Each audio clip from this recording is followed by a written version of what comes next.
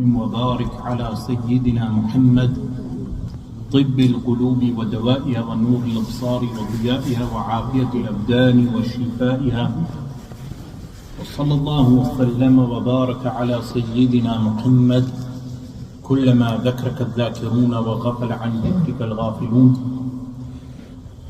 The day and age we live in today is a day and age of inversing an inverted society that attempts to reinterpret everything which is well known, everything which we take for granted, and turning it upside down, making it topsy-turvy, to the point that young children in schools are now taught that if the boy feels like a girl, he is a girl, and if the girl feels like she is a boy, she is a boy.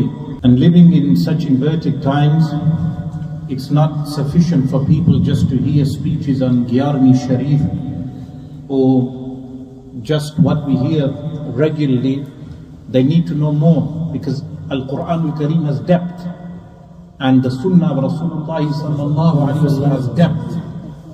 Rasulullah sallallahu alaihi wasallam foretold every tribulation that shall occur. And when we turn to Al-Quran Al-Kareem and the Sunnah of Rasulullah sallallahu alaihi wasallam, we find guidance with regard to everything in this age of inverted confusion. Inverted confusion to the point that young people, they cannot concentrate and read a book. They need to watch TikTok in order to understand life. And if they watch a 30-second video, they believe they have understood the complexity of what surrounds us. Some people, they think they understand the complexities of modern life by watching conspiracy theories, or what the establishment may refer to as conspiracy theories, when in reality the complexities of the world that we live in today are an amalgamation of historical facts, the interactions of different peoples and cultures, and that complexity reaches us today in the state that we live in. Some of us may have been born only 10 years ago, others may have been born 15 years ago. And you are born into something more complex than just a matrix. You are born into a place of which cannot understand itself. It's a complete mess. So making sense of the world that you live in, some of you may think that the world we live in is normal. But many of us will remember that prior to 9/11, prior to the act of nihilism, self-destruction, which occurred on the September the 11th in 2001, prior to that act of nihilism, the world was a different place.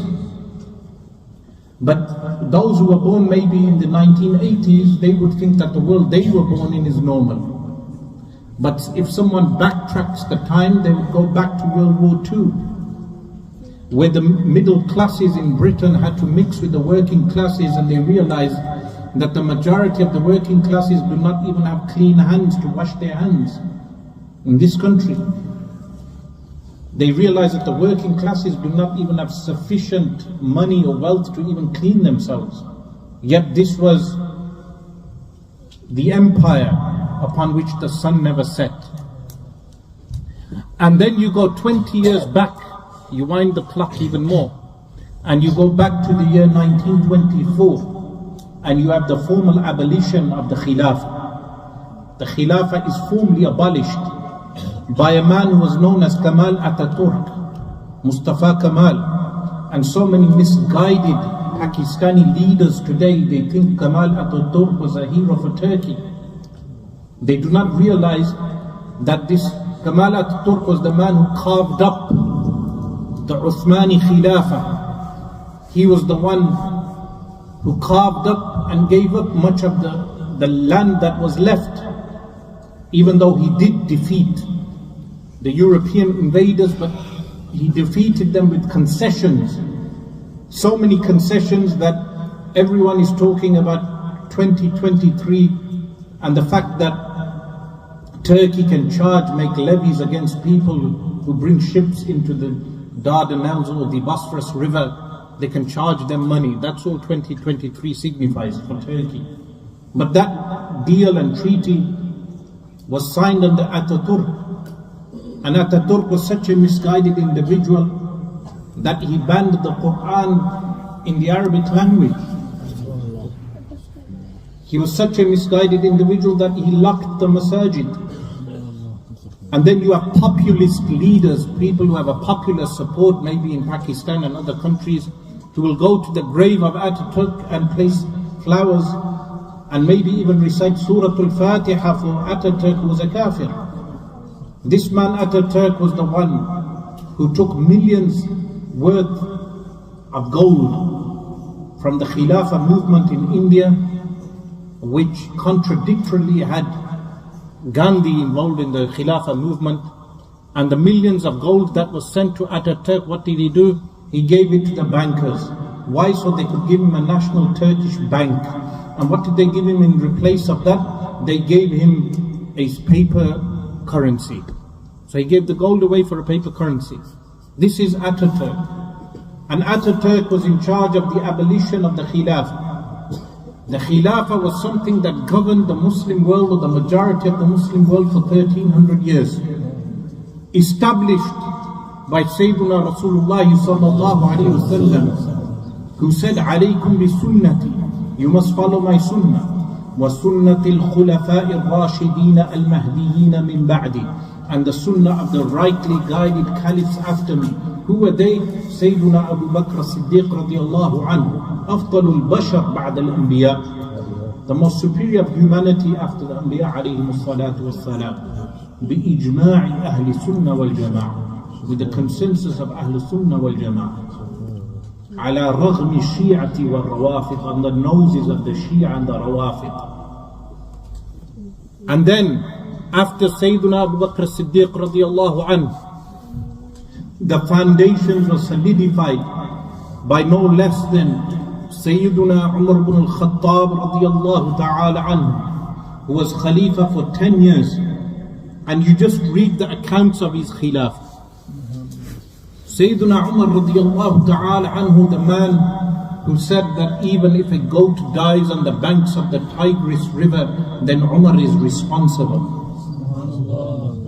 Meaning, even the death of a goat, the Khalifa, who is referred to as a shield, or the Imam, who is referred to as a shield, is even responsible for the death of a goat that dies on the banks of a river.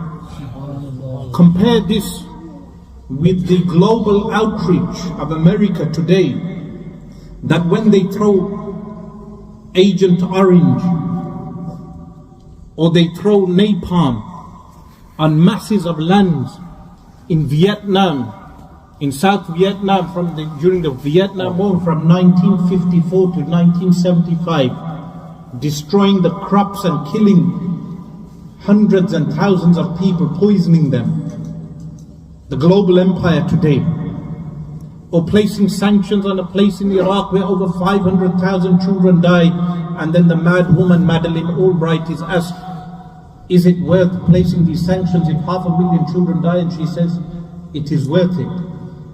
Compare this with the global empire that we have today, that when it suits its policies, it will claim to place democratic rule in a country, but when it doesn't suit its goals and aims, it may even support despots like Pol Pot. Pol Pot, who was responsible for the Cambodian killing camps, killing well over 1 million people.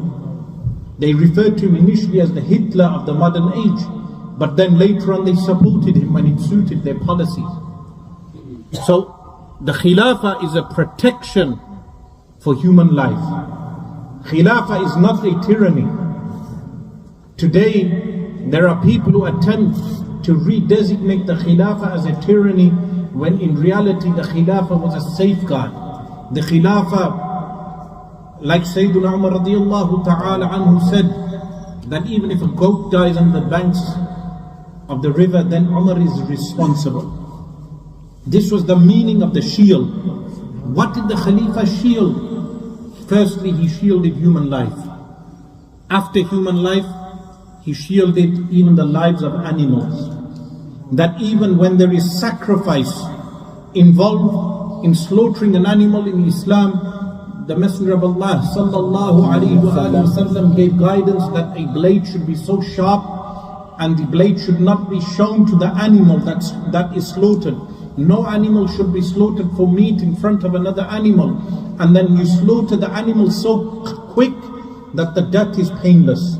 That's when slaughtering an animal for meat. Imagine anything else. You would not make Africa your playing ground for hunting trips, just for using Kenya as a hunting ground, not for only killing animals, but also for killing Africans. The number of Africans that were transported from Africa alone, from West Africa, you look, they numbered in the millions. Millions of Africans transported across the Atlantic. This was tyranny. But the Khilafah is what? A safeguard against tyranny. This is of course when you have Al-Khilafatu Rashida, the rightly guided Khilafah. That the shield, that which shielded the Ummah of the Messenger of Allah sallallahu alayhi wa sallam against tyranny was the Khilafah from the time of Sayyiduna Abu Bakr as-Siddiq radiyallahu ta'ala anhu, passing through the ages up to the point of a Sultan Abdul Hamid al-Thani, the second, rahimahullah ta'ala. And then the formal abolition in 1924. Ever since 1924 until this day, you have the redesignation, the relabeling of jihad as fasad. Jihad as being what? Tyranny. When in reality jihad has never been tyranny, but it has been relabeled as tyranny. So the tyranny of dropping phosphorus on civilian areas is not mentioned. The tyranny of dropping chemicals on civilians is not mentioned. The millions that are spent on making chemical weapons and developing nuclear warheads is not mentioned. But what is mentioned, that when a young child throws a stone against a tank, that is referred to as terrorism today. In Palestine, for instance, today, when a child is carrying a rock against a soldier of the IDF, the Israeli Defense Force, and even the name force itself tells you what they are about. This Israeli Defense Force soldier is covered with all types of paraphernalia to defend himself against a child throwing a rock. And then the child will be arrested and placed in a prison, sometimes in a dark dungeon for days, for months even. Some of them will be shot with rubber bullets defending Al-Masjid Al-Aqsa Al-Sharif. When they defend Al-Masjid Al-Aqsa Al-Sharif, the bullet will go into the stomach. I've met Palestinians like this, rubber bullets. Sometimes the rubber bullets will blind them. And this is all referred to as what today as tyranny, when in reality the tyranny is on the other side. When people would want to look at human rights abuses, they become very selectful in choosing what consists of a human rights abuse. What will be termed as a human rights abuse? That child carrying the rock, or something known as the Qassam missile, but in reality the counter response, when entire buildings are demolished under the pretext of terrorism and young children are dying in their dozens, that is not referred to as an act of terrorism. So today, for instance, you have a government that will designate a group as a terrorist group, but it will never designate the illegal state of Israel as a terrorist state. Why? Because it goes against the interests. When it goes against the interests, then that terrorist entity is not referred to as a terrorist entity. But all of this has occurred from 1924 until today, where jihad is referred to as fasad.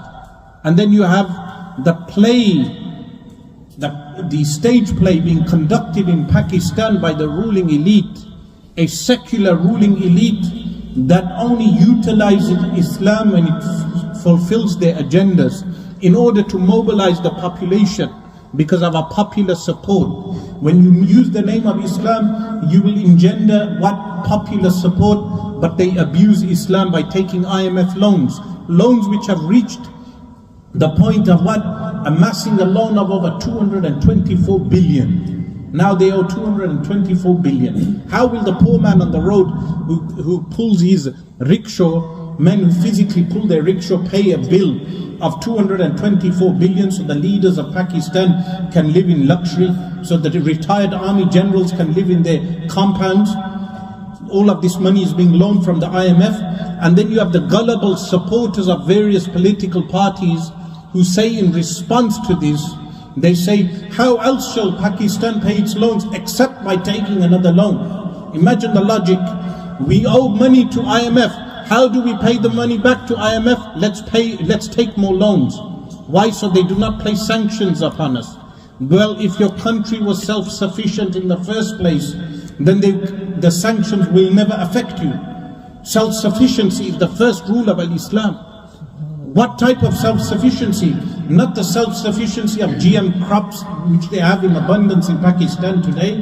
No. GM crops which tamper with the environment. No. A natural agriculture. An agriculture that was established by the Khilafah in the past, where the human beings can maintain their own self-sustenance through farming. And this is why the early Khulafa, as is mentioned in Siraj al-Muluk, they said, keep the farmers fat and they shall keep you fat. Today you have overtaxation. They will overtax the farmers, starve the farmers, and then starve the population. So what is the relevance of the Khilafah today for us as young Muslims? The relevance is this, that when you have a thought police which governs your schools today are governed by a thought police. What is that thought police? The thought police is telling you what to think, what to say, what you cannot say, not to express your freedom of thought and freedom of speech. How? That if you actually speak your mind, you are gagged with hate and being labeled as hate speech, when in reality you may not be promulgating or propagating hate speech. In reality you may be just speaking your mind.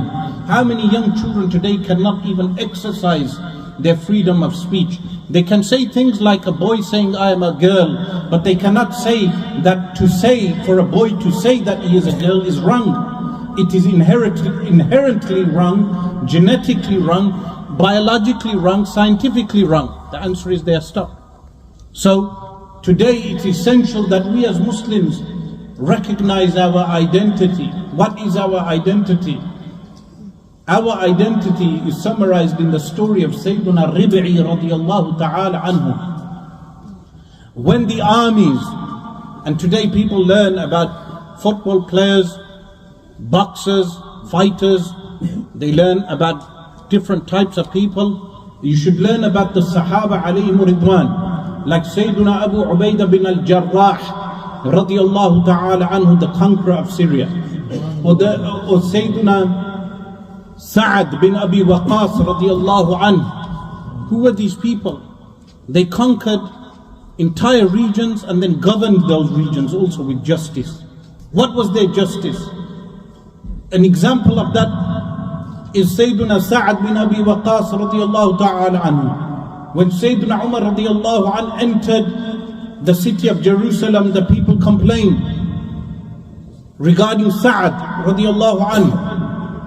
They said that your governor, he was governing a certain region, that we see him, he's a good man, he does everything correctly, but we only see him 6 days a week, when in reality he should be present 7 days a week. So Sayyiduna Umar radiyallahu anhu goes to the house of Sa'ad bin Abi Waqqas on the day that he is absent. And he enters his home. And Sayyiduna Sa'ad radiallahu anhu gives the response why he is absent for 1 day. He says, I only have one suit, one pair of clothes, and I wear it 6 days a week. And on the 7th day I washed that pair of clothes, so I have nothing to go out in. So I dried that pair of clothes. That was the governor that you had. That was the governor that represented al-Islam. But what exemplifies a Muslim today is in the story of Sayyiduna Rib'i radiyallahu ta'ala anhu. One of the soldiers of Sa'd bin Abi Waqqas radiyallahu anhu, when they enter the territory of Iraq, modern day Iraq, they are faced by the Persian general Rustum, the Colin Powells of the day, the General Colin Powells of the day. And Rustum sets up a tent with all exorbitant luxury, ostentatious ornaments, placing rugs across the walls, expensive rugs on the ground, and he demands from Sayyiduna Sa'd bin Abi Waqqas that either you come to dialogue with me or you send your representative. Sayyiduna Sa'd bin Abi Waqqas radiyallahu ta'ala anhu sends Sayyiduna Rib'i radiyallahu anhu, a Sahabi. Sayyiduna Rib'i radiyallahu anhu goes on his horse. He rides on his horse and he reaches the encampment of the Persians. When he reaches the encampment of the Persians, he enters the tent and he slices a pillow in half and ties his horse to the pillow, and then enters and overturns the spear and walks on the carpet, tearing the carpet apart as he walks across. He's not amazed by the materialism. Today, people are exposed to mundane vanity, mundane materialism, and young people, they make it a goal to be materialistic. What is materialism? To be attached to the dunya. These companions were not attached to the dunya, but Allah gave them the entire dunya.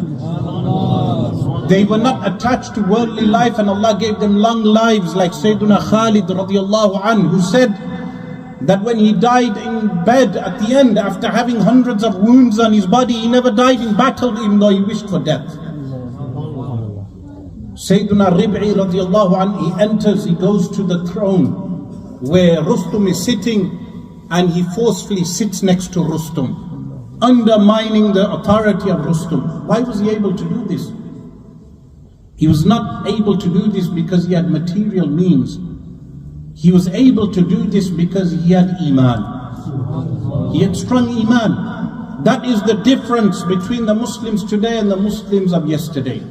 Do you believe that if there was an occupation in the time of the Sahaba alayhim ridwan, like there is today of the city of Jerusalem, Al-Quds al-Sharif, and there were over 10,000 Sahaba in Al-Madinah Al-Munawwara alone, what would they be doing?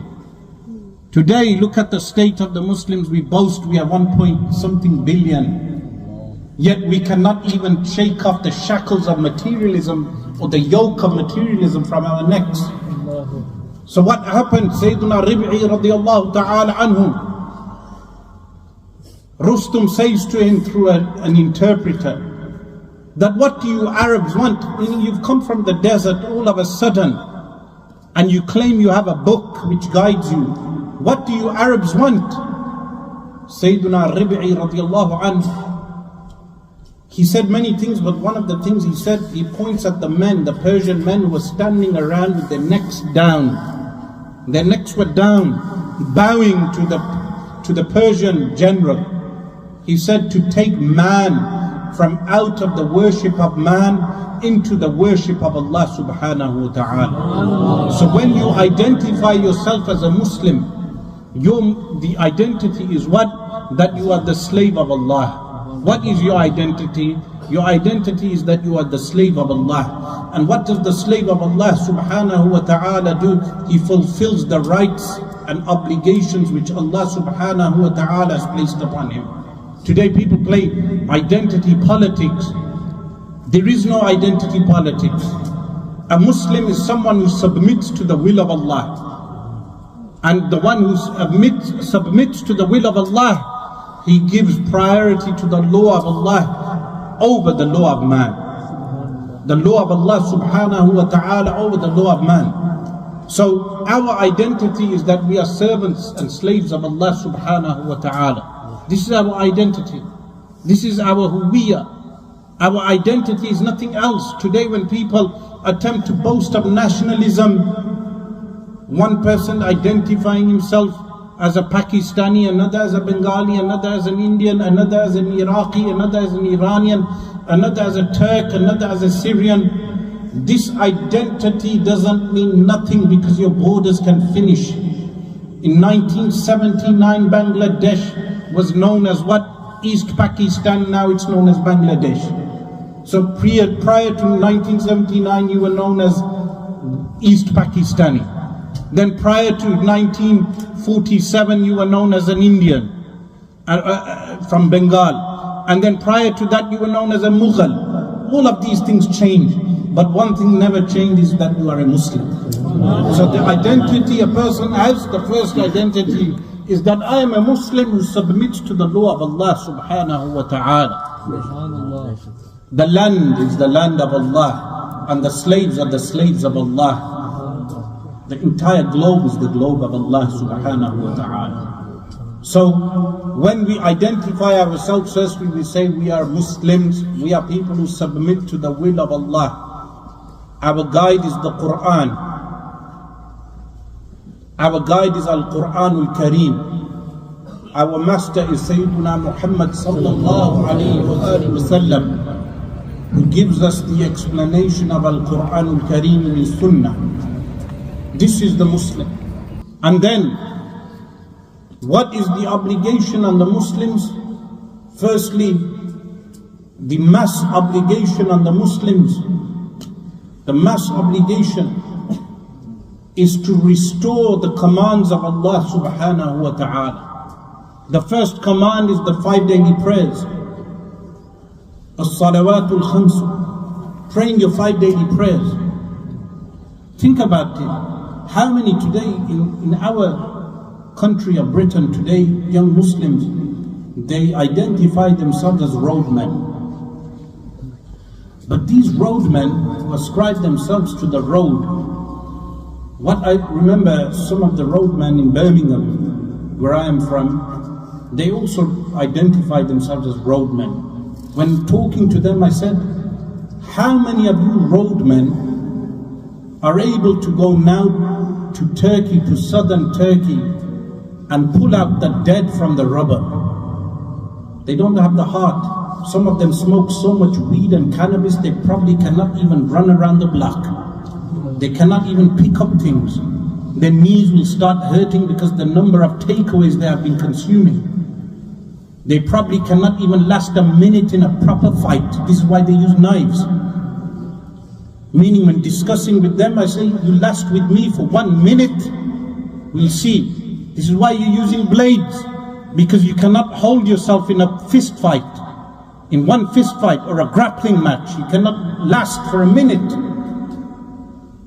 So why are you referring to yourselves as roadmen? Do not be roadmen, be men of Allah. Be men of Allah subhanahu wa ta'ala. Real men look after their families. Real men look after their homes. Real men go out and work and bring back halal rizq for their family. Provide for their wife and children with halal rizq. When you're sustaining your children with haram, then they will come out as people of haram. And in the Urdu language, that's a swear word. In Arabic, it's not. If you add the ya to the word haram, it's a swear word. But in Arabic, it means a person who lives on haram. If you feed your children haram, they will come out as haram. So real men are people who supply rizq, halal rizq for their family. And then real men, when they see disasters like the flood in Pakistan, or the flood in Bangladesh, or the disasters in India, or the disasters today in Turkey and Syria and any other part of the Muslim world, or anywhere in the world where Muslims are suffering, or even innocent humans are suffering, they give some of their rizq towards those people also. That's what real men do. And then, additionally, they go out and help those people by pulling them out of the rubber, physically. Many people who go and do this, not for what is today's culture. What is today's culture of attaining fame and notoriety for doing good. Every little good thing a person does, he places it on social media. This falls into a riya, ostentation. Rasulullah sallallahu alayhi wa sallam said, ما ذئبان جائعان أرسل في الغنم بأفسد لدين الرجل من حبه المال والجاه.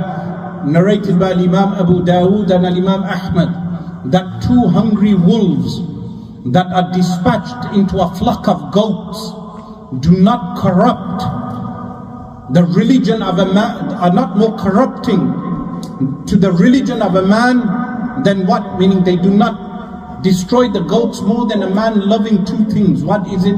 Wealth, al-mal, wal-jah, which is what? Fame and notoriety.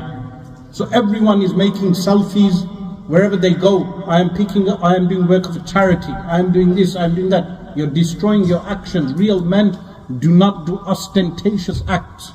They carry out the act. Like what happened, I mentioned this previously, but I'll mention it again.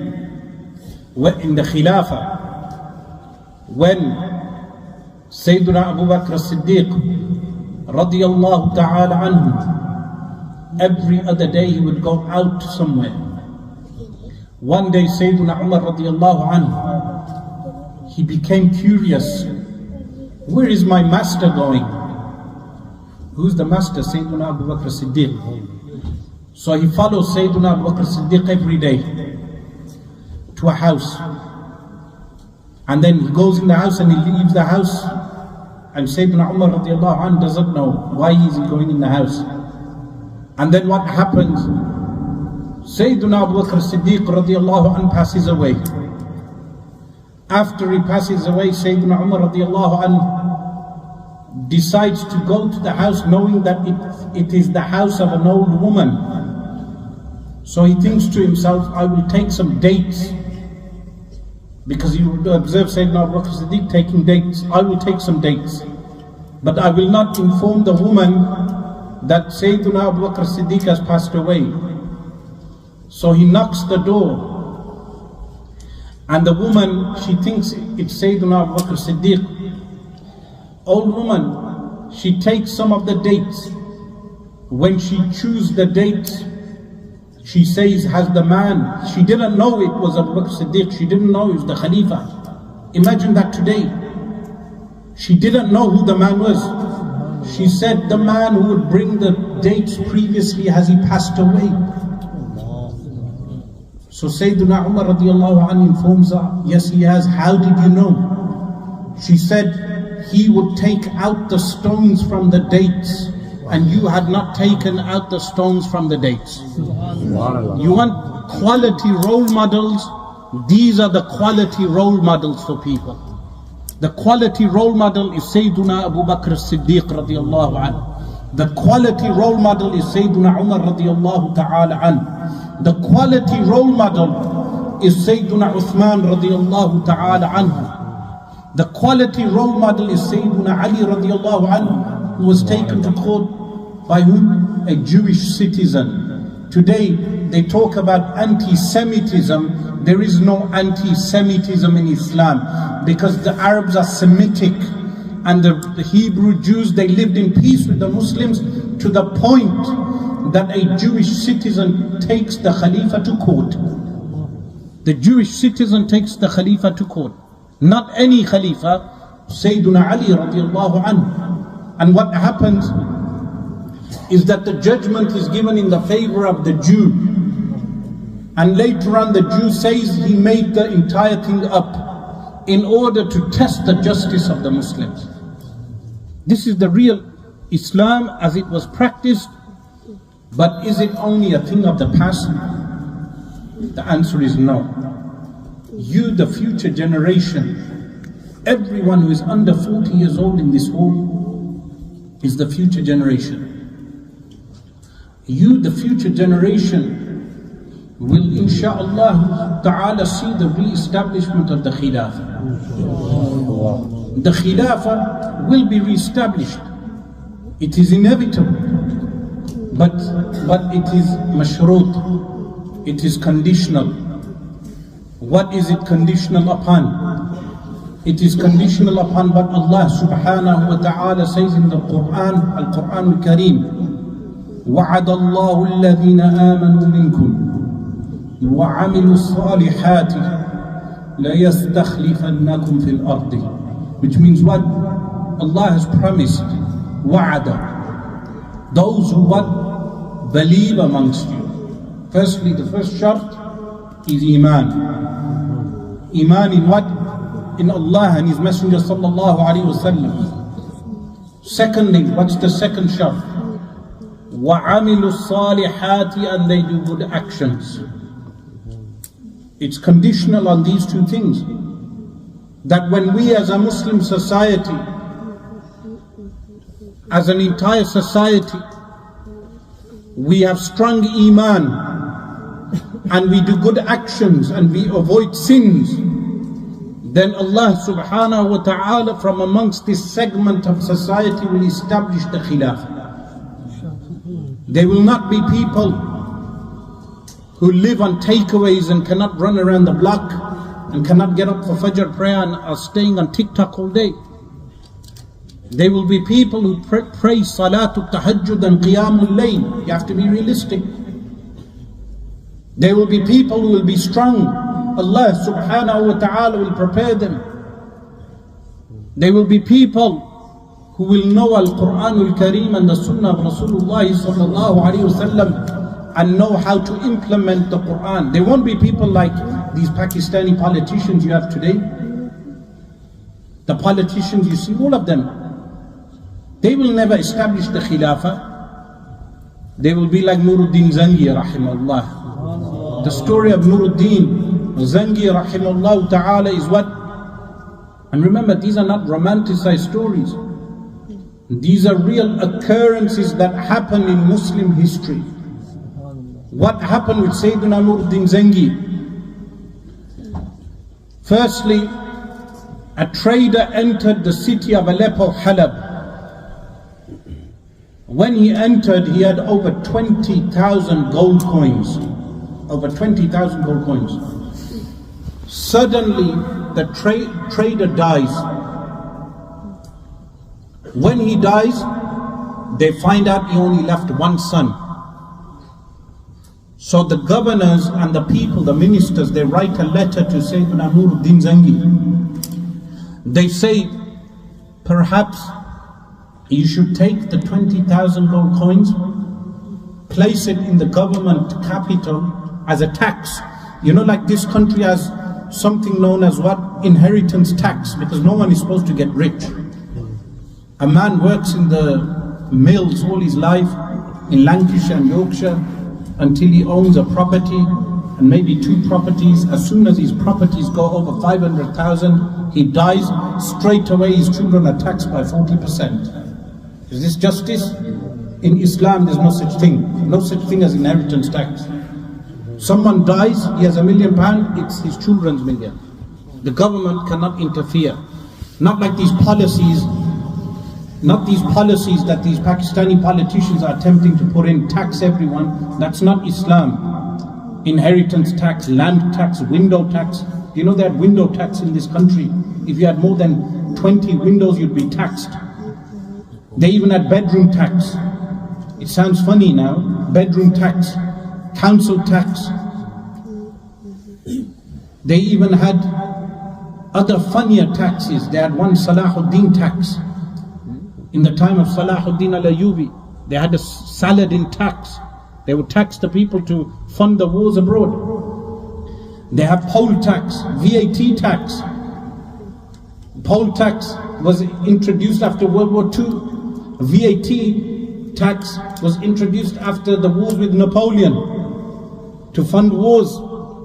Not to, people think we live in a benefit state. That was only after World War II. After World War II, they made social housing and NHS. The Labour Party, they made NHS at that point. But now you cannot even tell the difference between Labour and Conservative. Nevertheless, the man died. They said to Sultan Nuruddin Zengi, take all the money and give the child a fragment of the money, a section. Sultan Nuruddin Zengi rahimahullah wrote back. He said, may Allah have mercy on the father who died. May Allah bring up the child correctly. May Allah curse those attempting to steal his wealth. We will only implement the law of Allah. The justice of Islam. That if you cannot understand Islam correctly and apply correctly, Islam correctly, you will never be given victory in battle. What do I mean by this?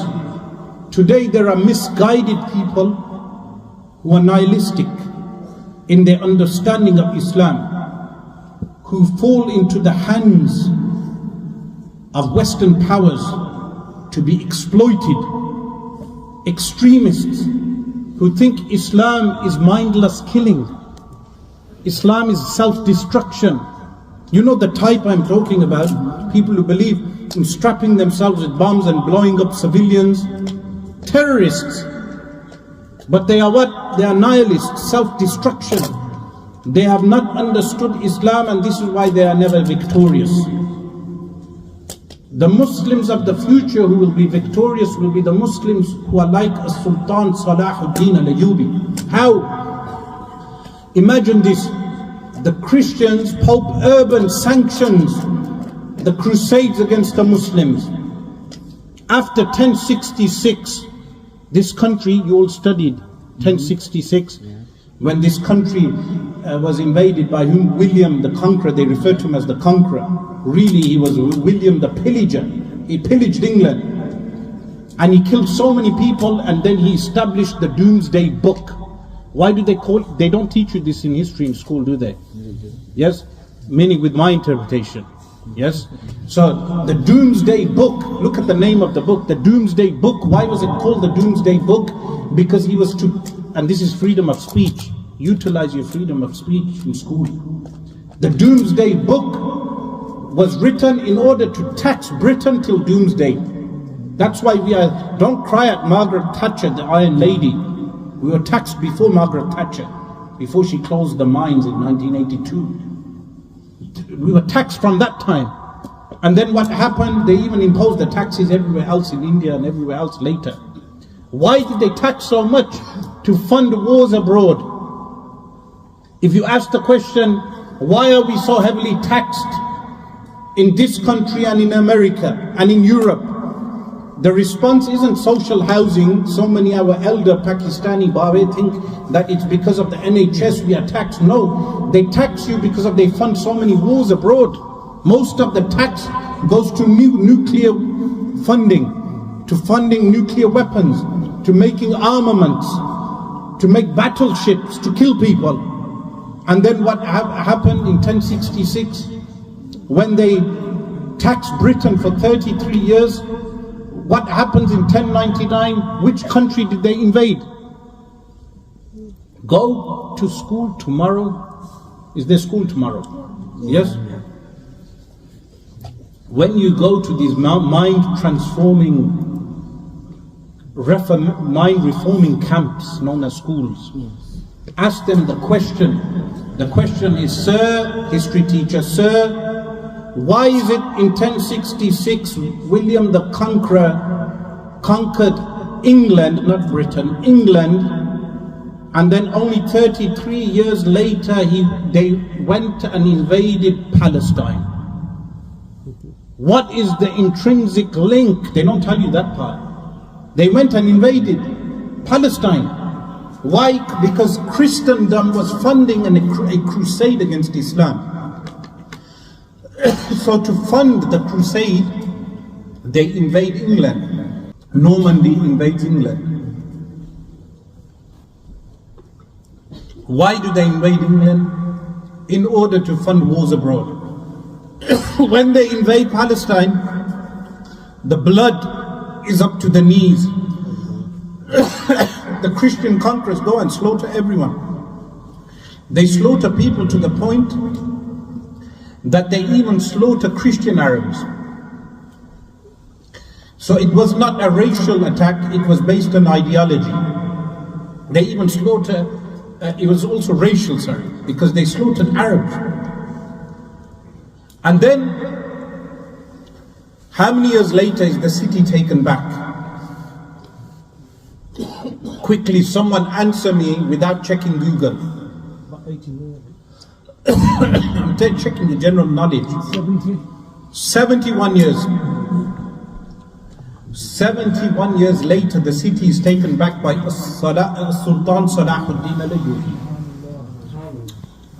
When it's taken back, how does he take the city back? He takes the city,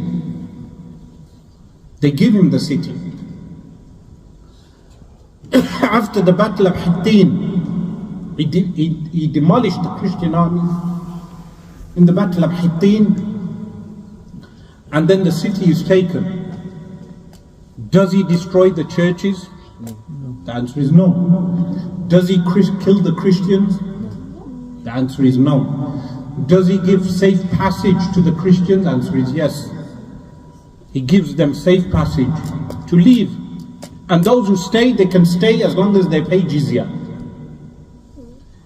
Until you do not have the army that will do that today in Palestine, you will never have victory. The army that does not fight for its ego or political gain, but fights for the sake of Allah subhanahu wa ta'ala. And how do people fight for the sake of Allah subhanahu wa ta'ala? Like Sayyiduna Ali radiallahu anhu. When Sayyiduna Ali, many of you must have heard this story, when he has him down, he is about to kill him, and the man spits in his face. So Sayyiduna Ali radiallahu anhu gets off the man and he releases him. The man says, why didn't you kill me?